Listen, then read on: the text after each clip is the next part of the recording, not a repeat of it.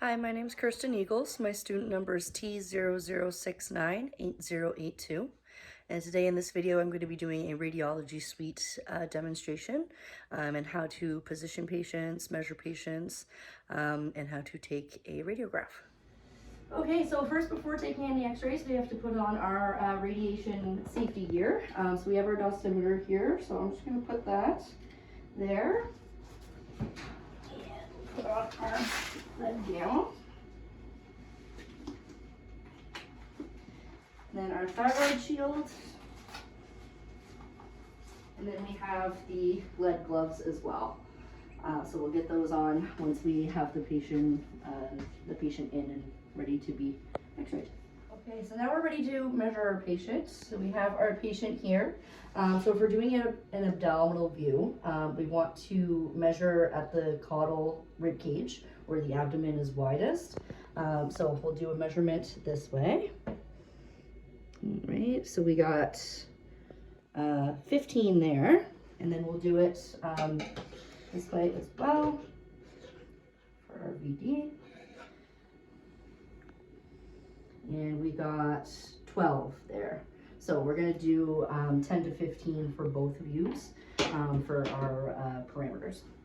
Okay, so we're getting ready for putting in our parameters and everything. So we're going to be doing we'll say we're doing a canine patient, and we're going to do an abdominal view.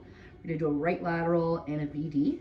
We'll hit done there. And from our measurements, we had 10 to 15 grid tray. So we're going to set our KVP to 78 and our MAs to 15.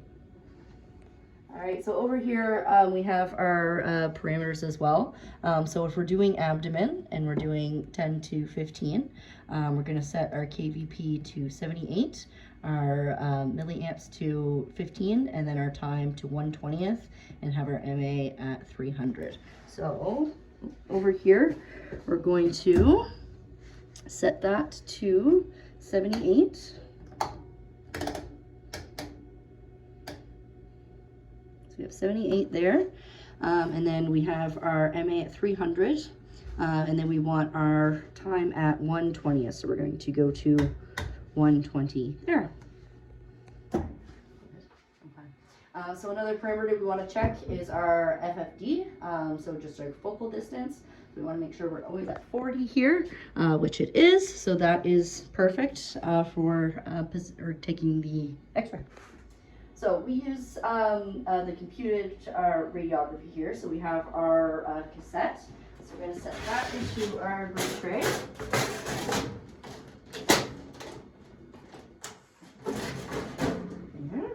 So when I'm ready to take the image, I'm going to let the other person restraining know when I'm about to take the image, so that they can take the chance to lean back or look away.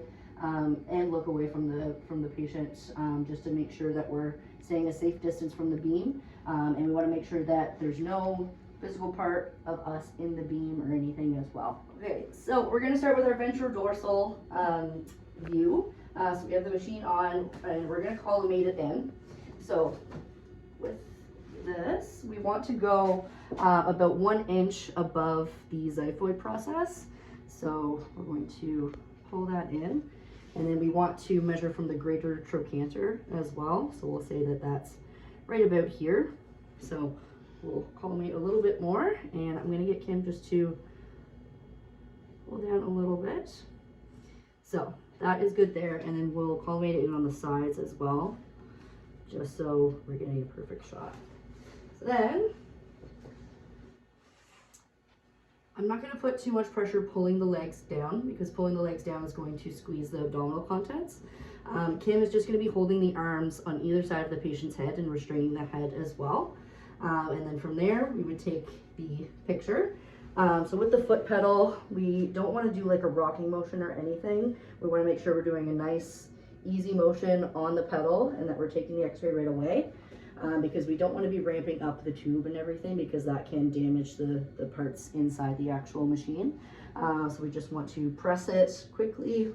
We'll see the light and hear the beep that the image has been taken, and then take our foot right off the pedal and turn the machine off. Okay, so now we're going to do our lateral view. We'll flip our patient onto the side. So Kim's just going to be gently holding the neck there and the arms, and I'm going to be holding the back legs. Again, we don't want to be pulling too much on the back legs because it'll put pressure on the abdominal contents. And we want to do the same collimation that we did as the previous view. So we want about 1 inch above the xiphoid process, and then end at the greater trochanter. Where we're on our side, we can collimate it in on the sides a little bit, just like that. And then same thing with the pedal, just making sure we're doing a nice swift motion with the pedal, waiting until that light and beep comes on, and then coming off right away. So once the image is taken, we're ready to put it into the automatic machine here. So the image is getting put onto a phosphor screen inside the cassette here.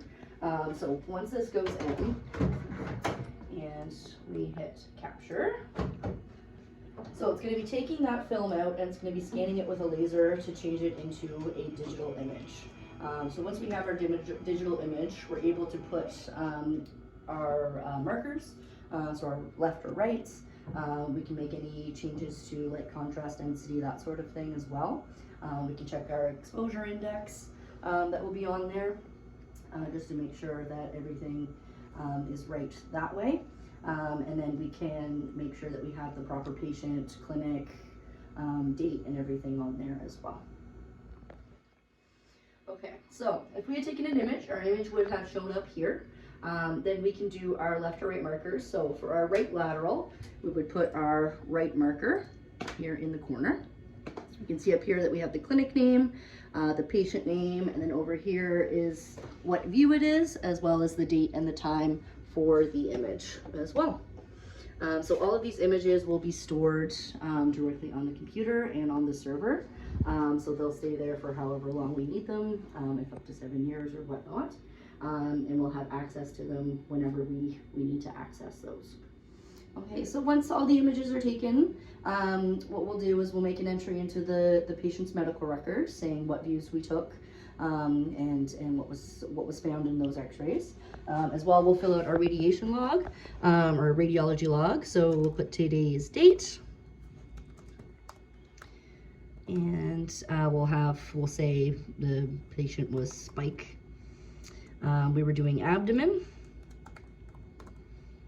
We did 2 views. We did a right lateral and a ventrodorsal.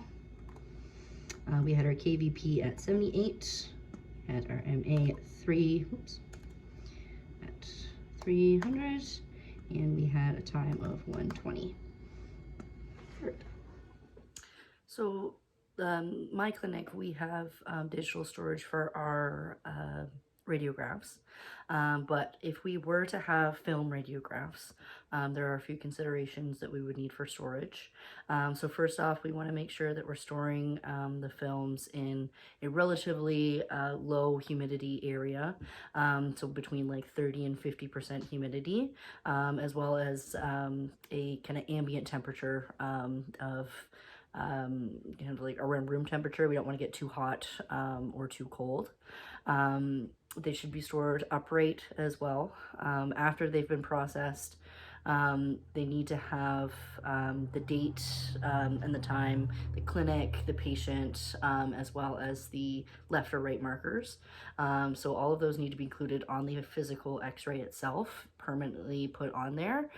So whether it's, put on before the image is taken, so if it's taken or put on while the image is taken, or if you use like tape, like the x-ray tape or anything like that, but it needs to be physically permanently embedded into the radiograph and stored either with the patient's medical record or in a filing system that houses all of the rest of the radiographs, which are alphabetized or kept by patient number, and then making sure that those are all in a temperature and humidity controlled environment, as well as a fireproof environment too. So if the clinic was using film radiographs, We would have an automatic film processor for that. So kind of the steps for that. So after the radiograph is taken, you would carefully remove the film from the cassette, and you would feed it into the machine. When you're feeding it into the machine, you want to make sure that the film is lining up with the little feed trough. You want to make sure that it's touching the sides and it's set for the appropriate film size. So it's going to go slowly through the machine. So first it's going to go through the developer. That's where it's going to develop the image. Then it's going to go into the fixer. The fixer is going to help solidify the image onto the film, and then it's going to go through a rinse to help rinse off any excess chemicals or anything like that. There's little rollers that will feed it along, and then it goes through an infrared dryer, so that's going to dry the film so that it'll be ready as soon as it comes out. It does take a little bit of time, but it does also save time and can be a little bit easier than having to manually do it all. It is still all done in a dark room. Once the film is actually physically in the machine and the lid is closed, then the machine is completely light proof, so you can turn the lights on from there. But after you take the film out of the cassette and before you put it into the machine, that's all done in the dark room.